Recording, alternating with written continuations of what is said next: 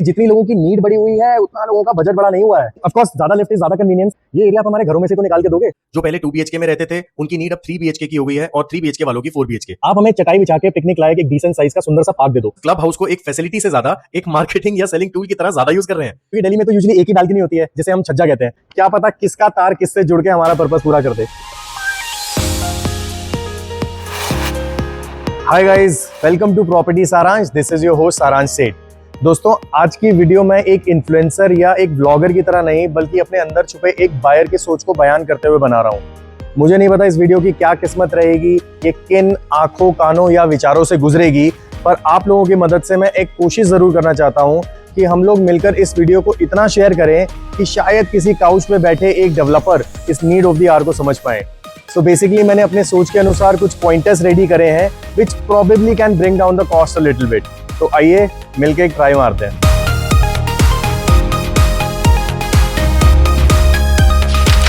We do understand that post pandemic the demand for bigger sized houses has increased. जो पहले 2 BHK में रहते थे उनकी नीड अब 3 BHK की हो गई है और 3 BHK वालों की 4 BHK। इस डिमांड को केटर करने के लिए बिल्डर्स भी बड़े बड़े साइजेस ही निकाल रहे हैं। पर ऑनेस्टली जितनी लोगों की नीड बढ़ी हुई है उतना लोगों का बजट बड़ा नहीं हुआ है। आई मीन 2200-2500 स्क्वायर फीट वाले 3 BHK की जगह आई वुड रेकमेंड आप 1700-1800 square feet 3 BHK with 3 toilets या फिर 1400-1500 स्क्वायर फीट विद 2 टॉयलेट्स वाली इन्वेंट्रीज को भी प्लान करें। We as consultants receive maximum amount of queries for such configuration and we actually don't have much options to recommend to them.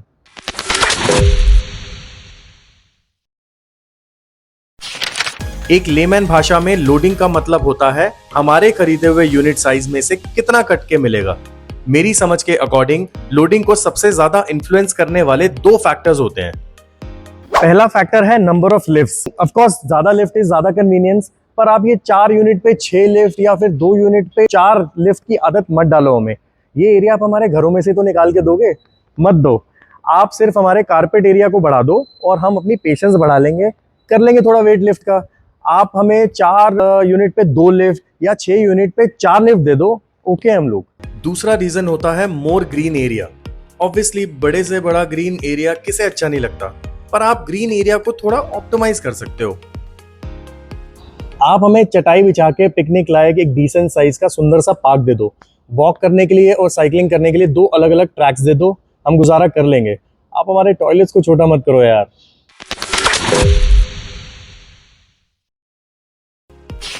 बीते कुछ सालों में डेवलपर्स क्लब हाउस को एक फैसिलिटी से ज्यादा एक मार्केटिंग या सेलिंग टूल की तरह ज्यादा यूज कर रहे हैं। इनफैक्ट कुछ बिल्डर्स तो टावर से पहले क्लब तैयार कर देते हैं और उसकी चकाचौंध से इन्फ्लुएंस होकर हम घर खरीद भी लेते हैं। ऑफ कोर्स हमें क्लब चाहिए, पर आप सिर्फ उसमें जरूरत की चीजें डालो। देखो, आप हमें ना जिम, स्विमिंग पूल और किड्स प्ले एरिया ये तो बढ़िया बना के दे दो, और TT, dance, yoga and billiards ये ठीक ठाक दे दो।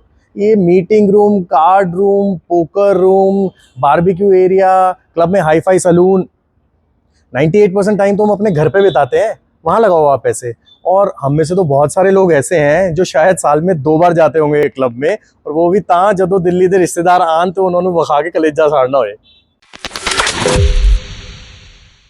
ये लीग से हटके कुछ अलग करने के चक्कर में आप family lounge, home office, mini theatre, store room, इन सब में जगह वेस्ट मत कीजिए प्लीज।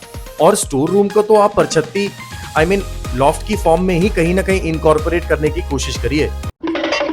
एक चीज और, आप ना गेस्ट रूम को बहुत ज्यादा स्पेशियस मत बनाओ यार। गेस्ट कौन सा रोज रोज आते हैं, और नॉर्मल डेज में तो गेस्ट रूम का इस्तेमाल हम बीवी से लड़ाई होने के बाद ही करते हैं। इतनी स्पेस नहीं चाहिए होती हमें। कुल मिला के जब मैं घर पे होता हूँ ना, तो मास्टर बेडरूम में या तो मैं सर के नीचे तकिया लगा के रील पेल रहा होता हूँ, या फिर किचन में मैगी उबाल रहा होता हूँ, या फिर अगर यार दोस्त आए हों तो लिविंग एरिया में चिल। आप हमारे मास्टर बेडरूम, किचन और लिविंग एरिया को स्पेशियस बना दो, बाकी चला लेंगे।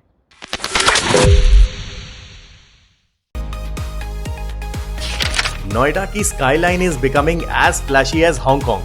People are actually preferring higher floor units these days. So I would request the developers to make higher floor towers.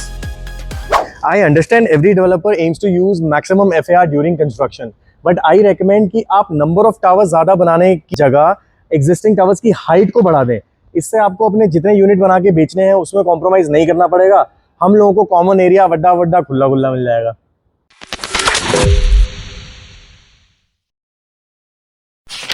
2018 में जब मैं दिल्ली से नोएडा शिफ्ट हुआ था, तब मैं बालकनीज को लेके बड़ा एक्साइटेड था, क्योंकि दिल्ली में तो यूजुअली एक ही बालकनी होती है जिसे हम छज्जा कहते हैं। So balcony was a luxury for me, but over the period of time I have realised कि बालकनी या तो सिर्फ कपड़े सुखाने के काम आती है या फिर यार दोस्तों के अगरबत्ती जलाने के। सो डेवलपर्स से मेरी ये गुजारिश है कि आप हमें कम बैल्कनीज दे दीजिए, बारबेक्यू हम कॉर्बेट जाके कर लेंगे। सिर्फ एक खुली बैल्कनी दे दो, बहुत है। इसके बदले आप हमारे बेडरूम्स के वार्डरोब का एरिया बढ़ा दो।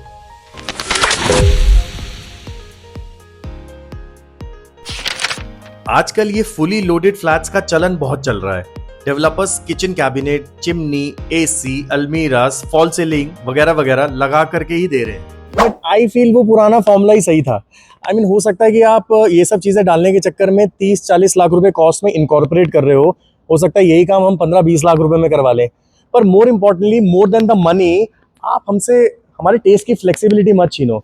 हमारी बीवी लोगों को होम सेंटर और कीर्तिनगर धक्के खाने में मजा आता है, खाने दो हमें।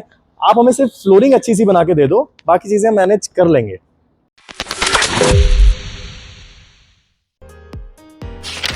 प्री लॉन्च एक ट्रेंड है जो कुछ सालों से ऑन एंड ऑफ चलता था, पर आजकल तो ये यूनानिमस प्रैक्टिस बन गया है। Before the launch, developers let certain set of aggressive investors submit expression of interest so as to get a hefty discounted price. This discount is usually in tone of 25 to 35% of the launch price. This EOI registration money helps the developer kickstart the construction as soon as the RERA arrives. अब होता क्या है कि जो फायदा developer ने early investor को pre launch में दिया है, ये पैसा कहीं ना कहीं से तो कॉम्पनसेट करेंगे। इसी वजह से एक प्रोडक्ट का प्राइस एक एथिकल प्राइस से एस्केलेट होकर मार्केट में उतरता है, जिसे बियर करता है एंड यूजर। मेरी डेवलपर से गुजारिश है कि आप एक रेजिडेंशियल प्रोजेक्ट के प्राइस को एंड यूजर के हिसाब से प्लान कीजिए। मार्केट में बहुत सारे 3 BHK के बायर्स घूम रहे हैं 1.5 से 2.25 करोड़ रुपए लेकर। आप उन्हें please try and accommodate them. Investor को तो किसी आप कमर्शियल प्रोजेक्ट में अकोमोडेट कर ही पाओगे।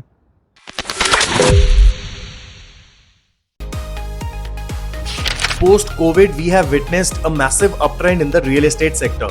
Affordable housing, budgeted units, pocket-friendly pricing, ये words तो मानो कहीं खो से गए हैं। सबको आजकल सिर्फ लग्जरी ही बनाना है। आई अंडरस्टैंड, अब अथॉरिटी से लैंड महंगी आती है और इंस्टॉलमेंट में पेमेंट करने की सहूलियत भी खत्म हो गई है, तो माल को तो महंगा बेचना ही पड़ेगा। I don't have any issues around that, but problem आती है ईगो वॉर में। उसने 17,000 रुपये पर स्क्वायर फीट पे लॉन्च किया, हम 20,000 पर स्क्वायर फीट पे लॉन्च करेंगे। My humble request to you is to keep the project price realistic and matching its credentials. किसी से ज़्यादा महंगा बेचने की जिद के चक्कर में आप लिक्विडिटी एंड कंस्ट्रक्शन को स्लो मत कीजिए। जल्दी बनाइए, जल्दी डिलीवर कीजिए, जल्दी प्रॉफिट एंड कैश करके नया प्रोजेक्ट लाइए, हम तैयार है बेचने के लिए। तो ये थी मेरी कुछ मन की बातें। I don't know how many of you could relate to it, but please try and circulate this as much as possible. क्या पता किसका तार किससे जुड़ के हमारा पर्पस पूरा कर दे। मिलते हैं अगली वीडियो में, तब तक भालो थेको।